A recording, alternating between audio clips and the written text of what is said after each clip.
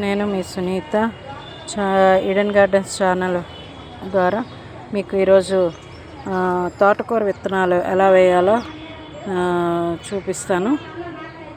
చూద్దాం రండి. విత్తనాలు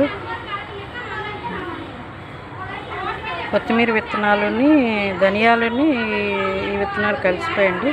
ఇప్పుడు తోటకూర విత్తనాలు వేస్తాను. చూడండి ఎలా వేయాలో చూపిస్తాను. ఈ మట్టి నేను ముందే తయారు చేసుకుని ఉంచుకున్నానండి. ఈ మట్టి తయారు చేసుకుని ఉంచుకున్నాను.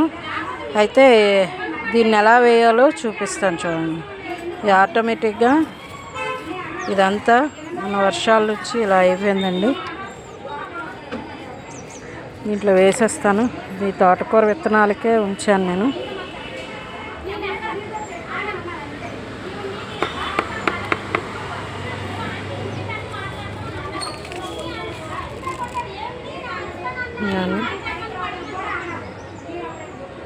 ఇలా జల్లేయడమేనండి. తోటకూర విత్తనాలకి పెద్ద ఇది ఉండదు.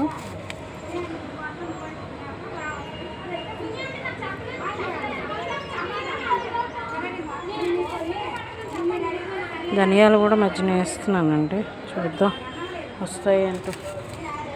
మరి పడిపోతున్నాయి అవి. వేసాం కదా, మట్టితోటి ఇట్లా కప్పేయడమే.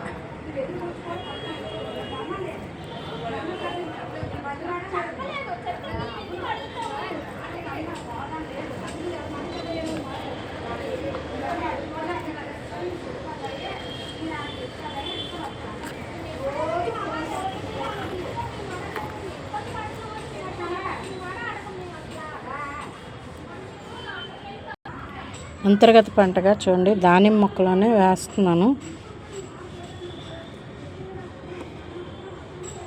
ఇవి పెద్ద వేర్లు ఉండవు కదండి. వేర్లు ఉండవు కనుక ఇవి పర్వాలేదు.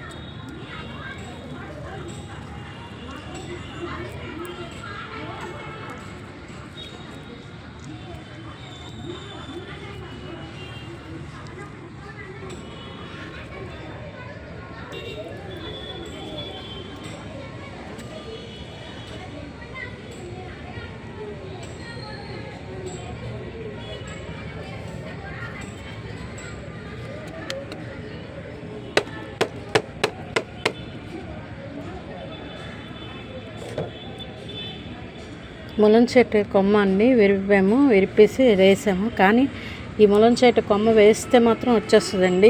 నేనైతే ఇలా వేసి కూడా చూపిస్తాను మీకు ఒకటి. ఇదండి ములం చెట్టు కొమ్మ వేసాను, చూసారా?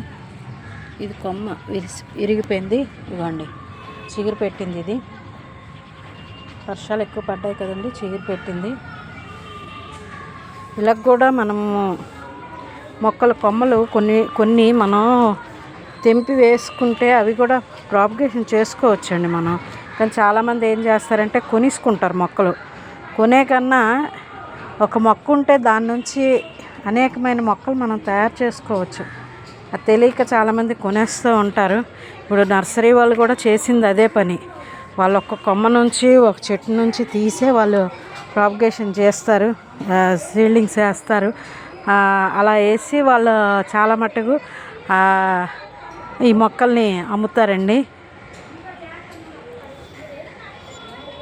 మీకు ఈ వీడియో నచ్చినట్లయితే, మీకు నచ్చిందని నేను నమ్ముతున్నాను.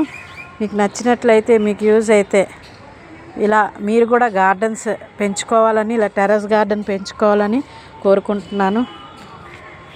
ఇలా ఈ ఛానల్కి మీరు సబ్స్క్రైబ్ చేయండి, లైక్ చేయండి, షేర్ చేయండి. మీరు ఒక కామెంట్ పెట్టండి, ఇది నచ్చిందని మీరు కామెంట్ పెడితే దాని ప్రకారంగా నేను ఇంకా అనేకమైన వీడియోస్ చేయడానికి అవకాశం ఉంటుంది. ఇది మా గార్డెన్ అండి.